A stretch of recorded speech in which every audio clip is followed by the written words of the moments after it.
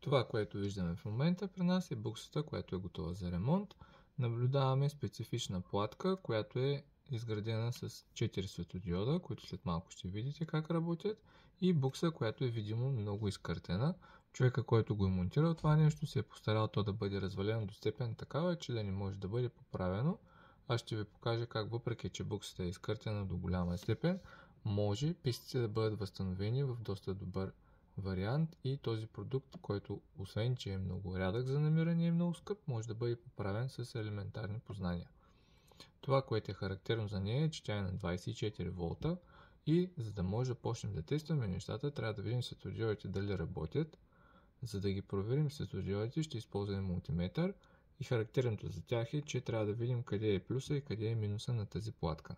Когато тръгнем от платката да видим тя къде е развалена, виждаме, че единия пин, който в момента е откъртен от платката, е що годе в добро състояние, но другия виждаме, че самата писта вече е развалена. Тук имаме две точки за контакт, които предават сигнала, в случая тока на долното ниво, на долния слой на платката, и те тръгват към резисторите и съответно после и към светодиодите. Характерното за тази платка е, че когато приложим метода за реверс инженеринг, за да видим кой точно примерно тези двата пина е минуса, ще видите какво интересно нещо се получава след малко. Хващаме платката, за да може добре да изтестваме светодиодите. Трябва да започнем от там, да видим дали те са в работещо състояние, защото ако не са, няма смисъл да си играем повече. Пускаме мултицета в режим на проверка, ето така. И това, което е характерно за тези светодиоди, вижте, този малкият светодиод, както и всички останали, има 4 кръчета. Когато подадем сигнал на едното кръче, което се намира тук във ъгъла, подаваме сигнал и проверяваме светодиода. Вижте, че свети в бяло, характерно за него, на трите пинчета. Обаче, когато обърнем поляритета, вижте какво се наблюдава, той свети в червено. Съответно, това е светодиод, който работи в два режима. Не е като обикновените светодиоди, когато има само плюс да работи. Когато обърнем поляритета, той просто свети в червено и в бяло. Съответно, понеже е габарит, може да светите в червено, може да свети и в бяло. Това е също така и с другите светодиоди. Нали? Може да ги видите много добре тези неща, както и с другите два. Така че платката, при положение, че светодиодите вече работят, се заслужава да бъде поправена. Ще ви покажа това след малко как се случва. Да започваме вече. Паялникът вече е готов. Това, което трябва да направим на първо време, е да махнем вече повредената букса, за да видим колко точно са щетите. Започваме. Буксата вече е махната. Така, това, което наблюдаваме по платката в момента, е, че едната писта е в добро състояние, другата обаче е доста повредена. Тук тези, които са за просто монтиране на буксата към платката, те ще бъдат възстановени след малко. Първо ще ги премахнем после ще ги премахнем от самата букса. Вижте, те просто са останали залепнали там, като ще ги премахнем после. Първо да оправим тока, откъде трябва да минава. Вижте този проблем, който е много лош в момента. Тази букса има... Тази писта трябва да бъде възстановена по специфичен начин, като дупката, която виждате тук, всъщност предава сигнала от долната страна. За да стане това, единият от методите, който може да използваме, е да бъде възстановена с помощта да пуснем на ново кабелче от това ниво на платката до долното.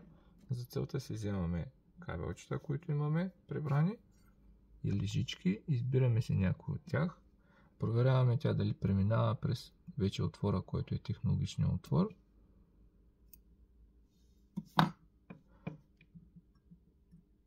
Наблюдаваме, че това не е невъзможно да стане, просто трябва да бъдем по-упорити.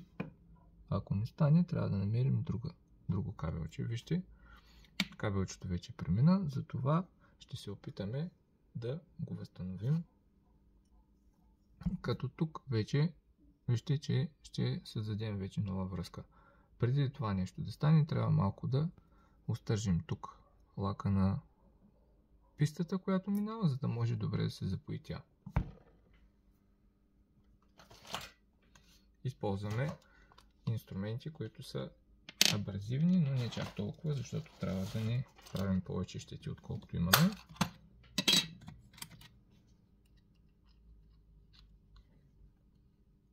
За целта ще използваме такова връхче, което е с диамантено покритие.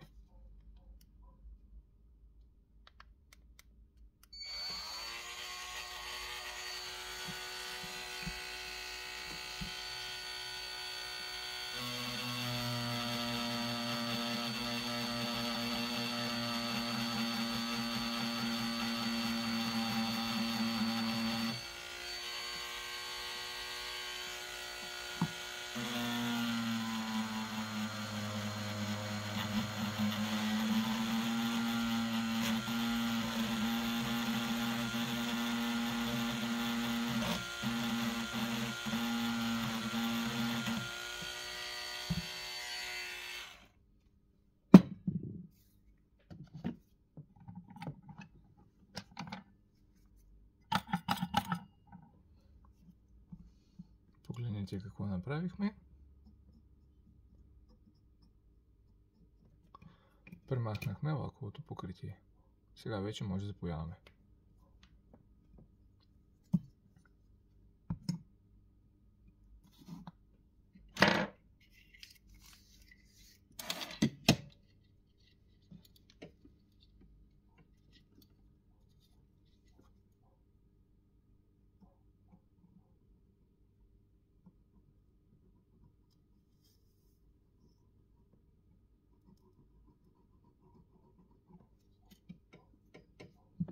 Така, този етап е готов. Слагаме си кабелчето вътре, през дупката.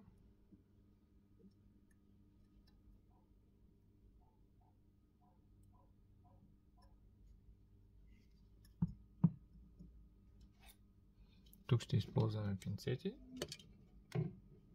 за да може да направим по-добър контакт. Ще го изкървим малко на 90 градуса. След това ще го сложим долу и ще го запоим.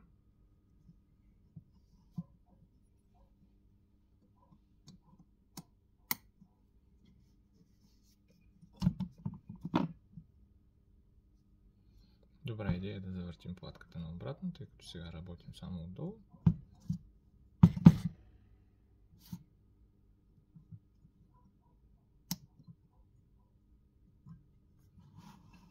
Така. Ето го нашето кабелче.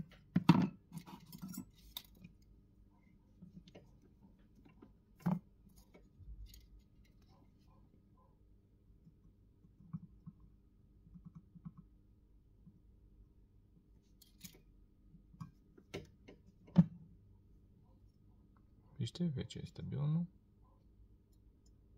Както и да го гледаме.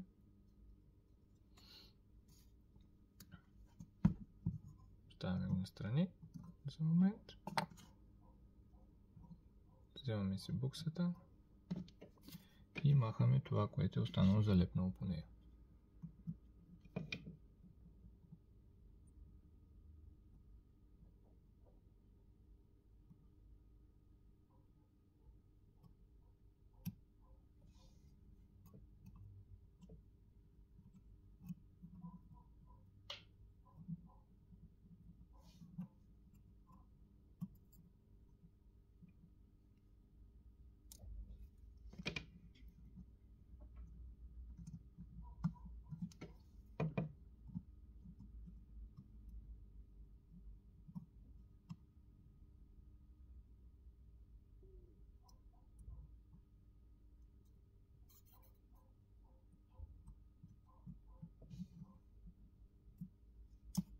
Готово. Проверяваме.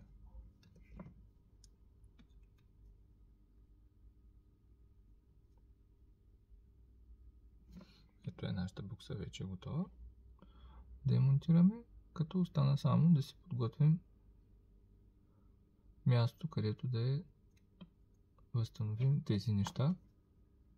В случая точките за монтаж на самата букса. За целта пак ще препилим тази част и тази съвсем малко.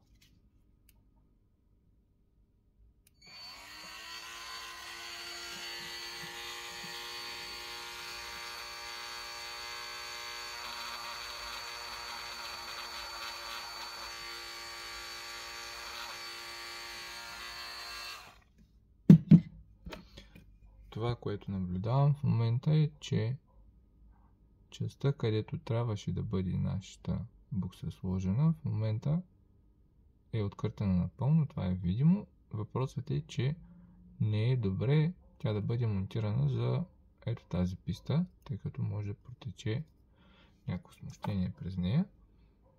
Виждаме, че за всеки случай първо ще проверим това, където трябва да бъде запоено. Ако има контакт с тези двете пинчета, не може да го направим. Ако няма, видимо няма, но все пак трябва да проверим, за да сме сигурни.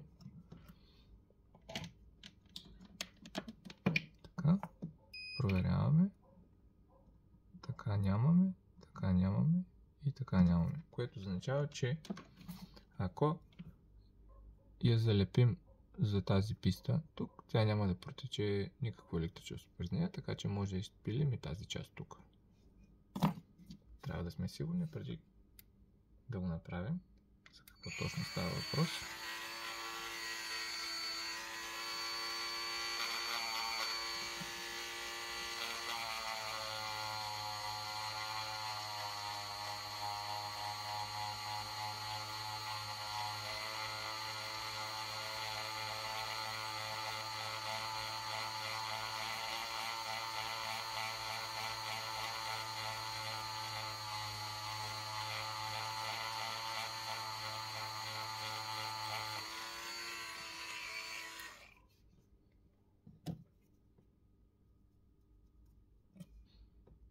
Вижте, вече имаме малко контакт, но съвсем малко, затова ще изпилим още.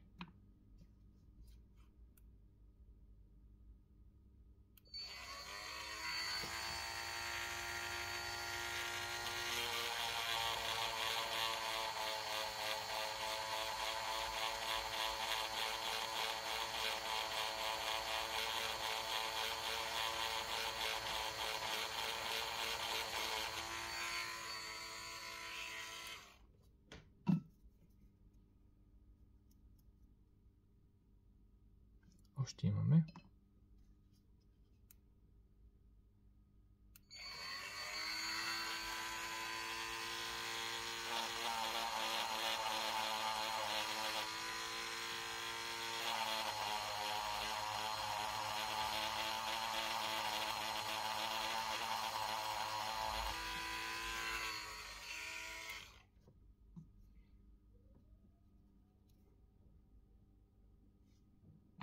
Продължаваме. Бавно и внимателно.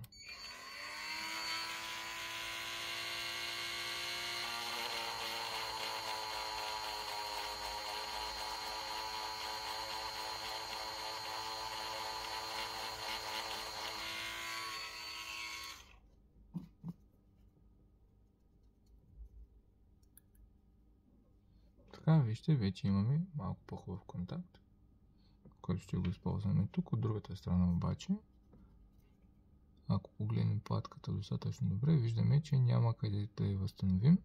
Затова там после ще го залепим с някакъв вид лепило, но това по-нататък. Подготвяме си платката.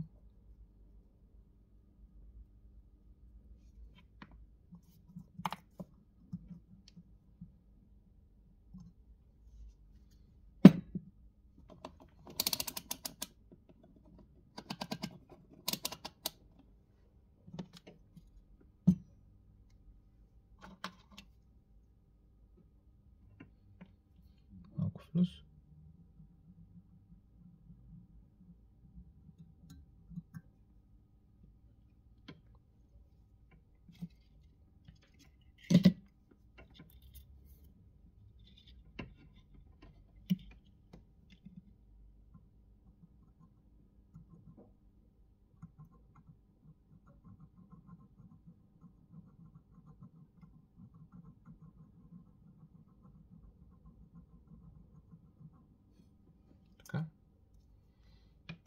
Слагаме буксата, да подготвим другото пинче. Добре.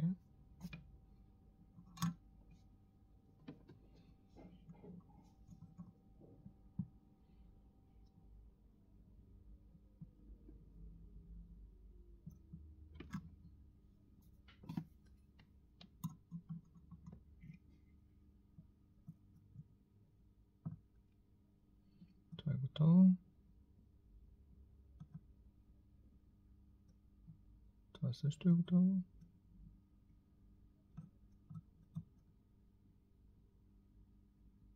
Чакаме. Добре. Сега частта, където трябва да възстановим, може да използваме много методи. Аз обичам да използвам този. Това се води wig. Също представляваме една жичка, която може да използваме, да сложим тук някакво парченце от нея и да я използваме да възстановим проблемите.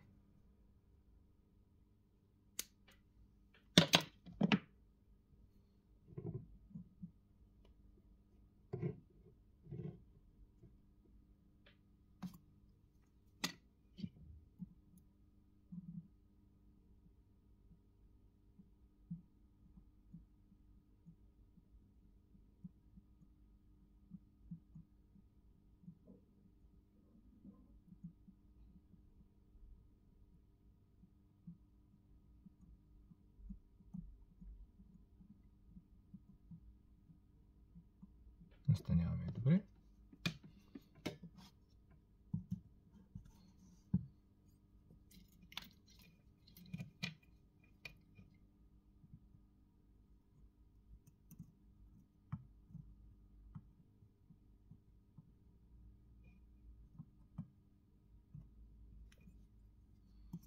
Така.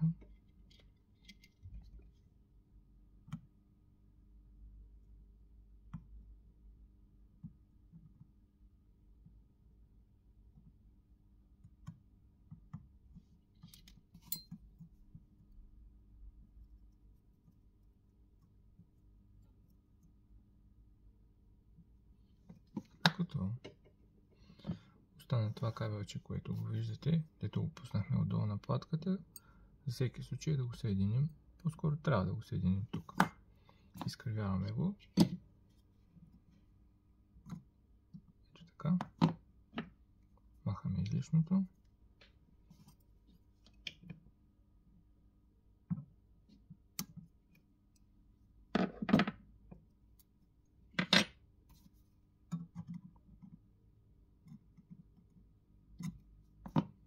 И запояваме.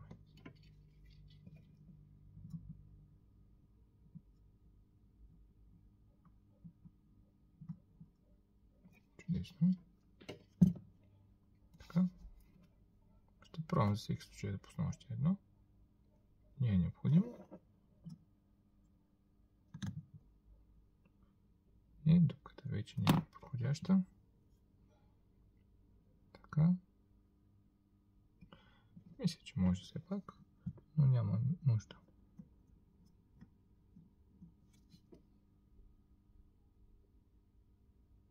Да, достатъчно добре си е хванало, така че няма нужда да слагаме още.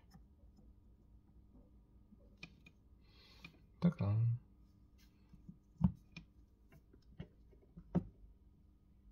С запояването мисля, че сме готови. Тази част после ще бъде залепена с някакъв вид двукомпонентно лепило. Тук сме готови, тук сме готови, тук сме готови. След малко почваме да измерваме резултата.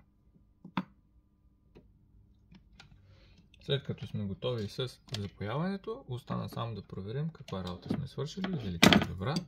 Винаги трябва да проверим това, което сме направили. За целта започваме. Съответно, помните, че това пинче, което беше откъртено, го възстановихме и то трябва да отиде от другата страна, като проследим внимателно платката, виждаме, че той идва пак отново с тези две точки, преминава от горната страна на платката или по-простичко стига до този кондензатор. Вижте какво имам предвид. Проверяваме. Така.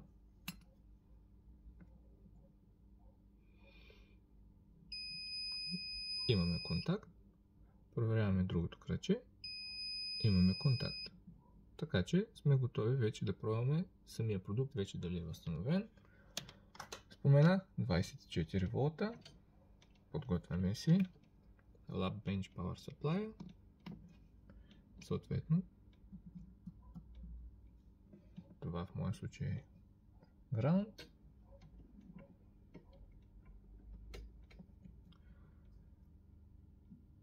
VCC. И пускаме 24 волта.